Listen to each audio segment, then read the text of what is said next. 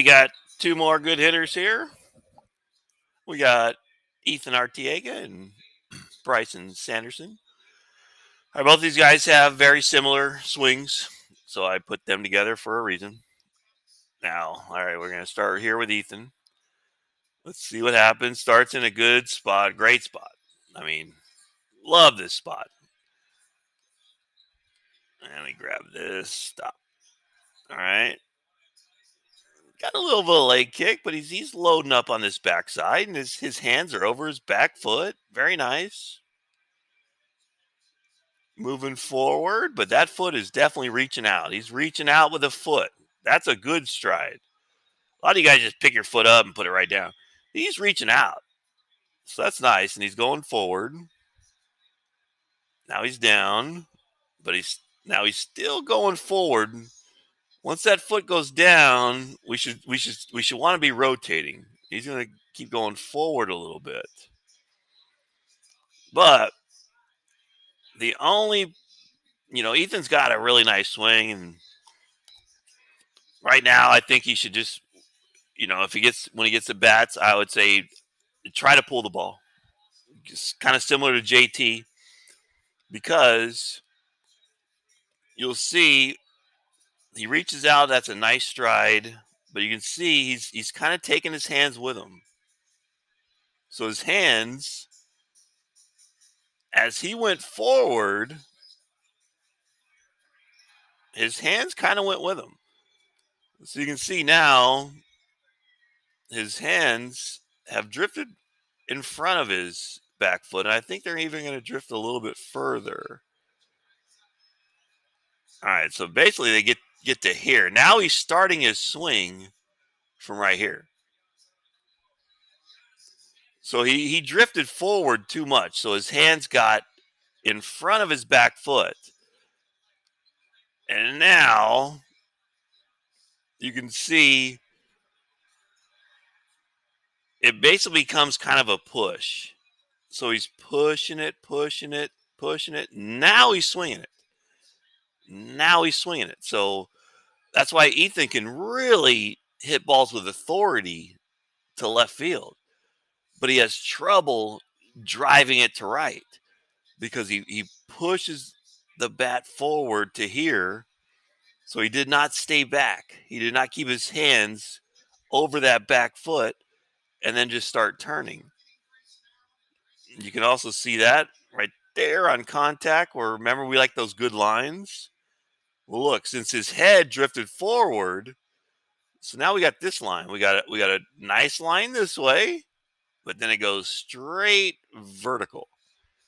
So we want Ethan's head he needs to stay back in here so we can have a nice line kind of like that. So he drifted forward too much after his stride. He has a good stride because he actually reaches out as a purpose to his stride. And this is what I call staying behind the ball.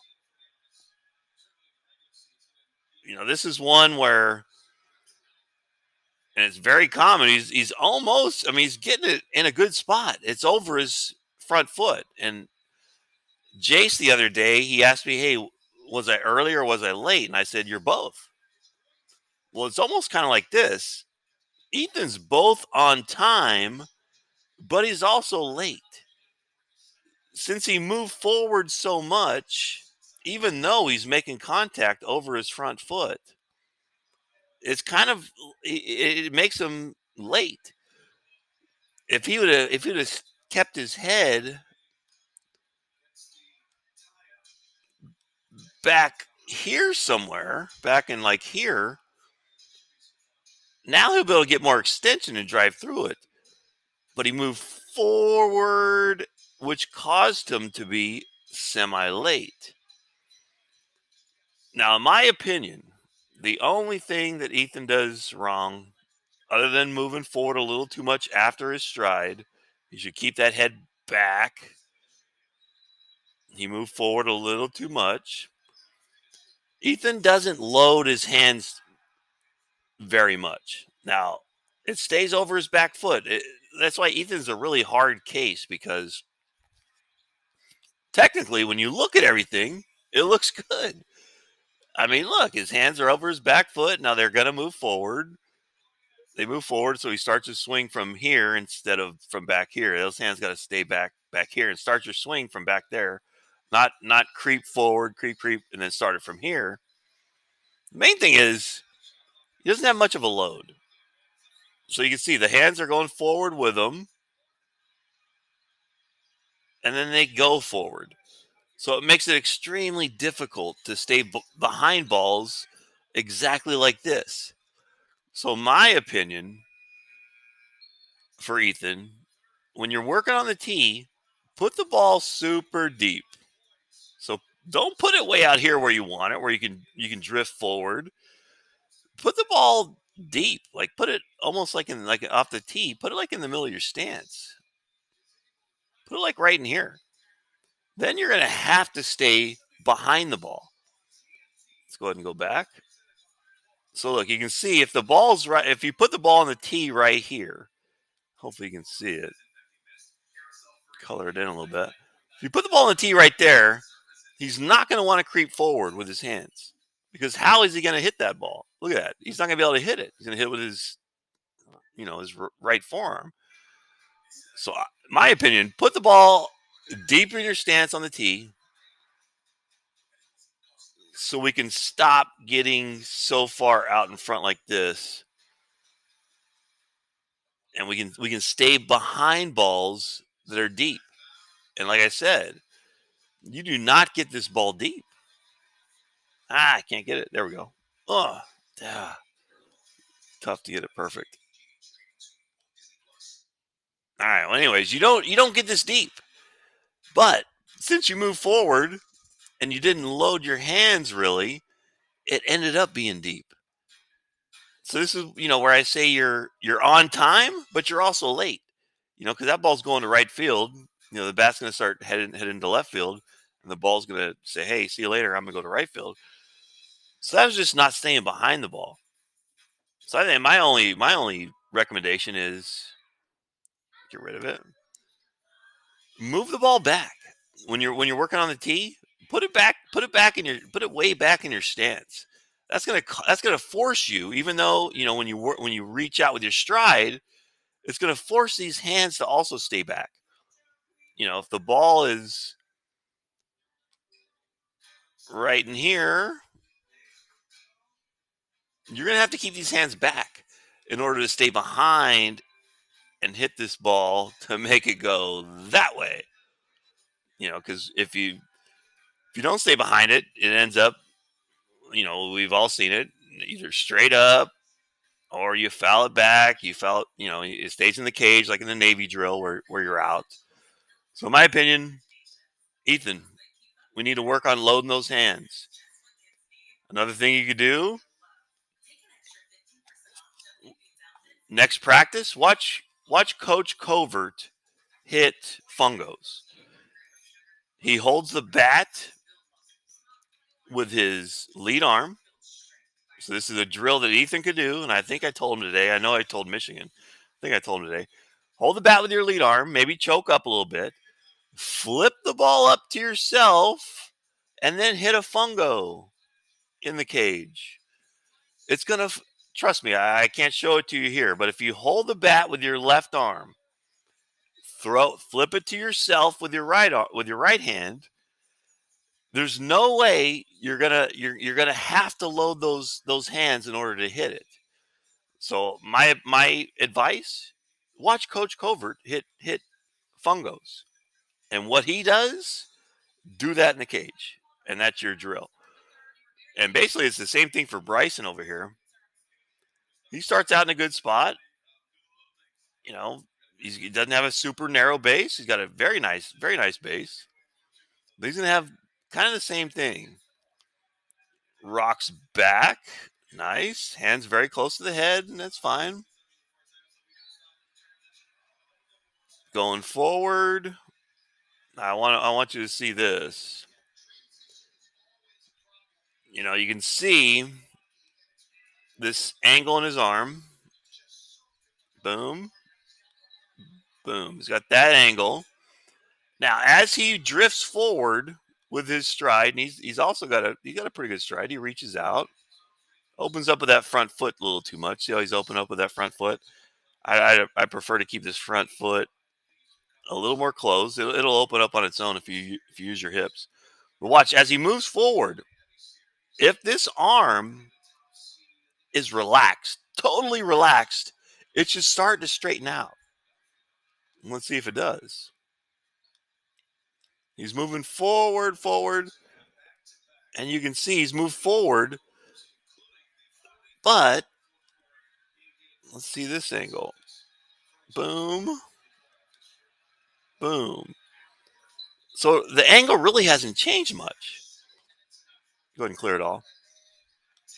If this arm is relaxed, as you go forward, this arm should straighten out because you should leave your hands back here. You can see he didn't leave them there. Right here, I hate when it does that. Give me the line. Right here, basically his hands are pretty close over his back foot. But watch. He's going to take his hands with him. That tells me, so very similar to Ethan. Now, instead of his hands should still be back here over his back foot, but they have drifted way forward. Way forward. So now basically these, the pitches that get kind of deep on you, balls that you want to, if there's a baseball right here, it's going to be hard to hit that pitch now because you can't stay behind it. You can't stay behind it to hit it with authority, because your hands are already coming this way. If the hands were back here, you'd be able to hit it with authority, but the hands have creeped forward. All right, keep seeing what happens. All right.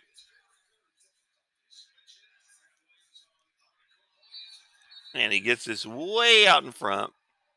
Good thing this is slow motion. So look at that. This is another case of this is a perfect case of hitting it. Where Jace asked me, "Hey, was I early or was I late?" Sanderson, you're both early and you're late. The reason why, that's the best I can do. You're early because look how far out in front you're hitting it. I mean, it's already off your bat, but you hit it probably over your front foot, maybe a little bit in front of your front foot, but this ball is going to right field. And look at this. Look how far away this arm is from the body. Now he does have kind of a little triangle here, but the triangle doesn't really matter anymore because, I mean, just imagine once again if there was a tree right here and Bryson was having to push against that tree with this arm so far away from his body, so far out in front. These hands shouldn't be, this arm should not be so far away from the body. This arm should be more in kind of like this position instead of that position. So it's kind of a push swing instead of a swing. He's kind of pushing the bat. So if he's pushing on a tree, he's not going to have any strength here because this arm is so far away from his body. Now, if his arm was in that position right here, and the bat was back in here, now he's got strength. Now he's got leverage to push against it, but he's lost it because he got so far out in front. So I mean, you can see creep, push. That's a push. That's pushing the bat. Now he's swinging it. Now he's swinging the bat. But we want to swing the bat back in here, but we're not. We're pushing it. We're pushing it forward and just kind of like manipulating that ball to go into right field. Because his swing is starting too late. He's not swinging until right now. But that's a good swing to hit it over, our bullpen over by our dugout. So no, same thing with Bryson. If I were him, put the ball off the tee, deeper in your stance, and exaggerate it. Put it deep, way back in here. Because look, if you creep, creep, creep, creep, creep, how are you going to stay behind that ball and hit and make it go this way? You can't. And obviously that's too deep. But even if it was like, let's say it was right here, ball right here, he still's not going to be able to stay behind that ball. And a ball right here is not that deep. You should be able to stay behind this ball and hit it like down the right field line. But when you creep, creep, creep, you're not going to be able to do that. Basically, now we're ready to hit, but still this arm is so far away from our body, it's not gonna be any authority because we've lost all of our strength. All right, but I mean, look, ends up. That's pretty nice. I mean, other than his arms, his body, just his body is perfect. Perfect. Off the backside. Look at his front foot is coming kind of off the ground this way because he's using the hips. The force of the rotation of his hips is causing his front foot to do that. That shows me he's using his hips, but he's just discombobulated. His upper body and his lower body aren't together. He needs to relax his upper body, relax it, allow this arm to become straight. As you move forward, that arm should become straight, but it's not. Bent, bent, bent, bent, bent. So as you go forward, the hands should stay back here, but they're going with you. So it's kind of like the hands are stuck to your helmet. You go forward, the hands go with you. And you don't get separation. End up in a pretty good spot other than the arms. The only thing you got to do, keep this arm a noodle. Make these, and this arm too, and these hands, make them ridiculously loose. So when you move forward, the hands don't go with you. As you move forward, the hands stay back here. Now, pitches that you want to hit to right field, now you can drive it. Because once you get to here, you can no longer drive a ball to right field. So we're getting it way too far out in front. We're not keeping our arms loose, and we're not getting separation. The hands are going with us as we go forward. They're not staying back over our back foot. All right.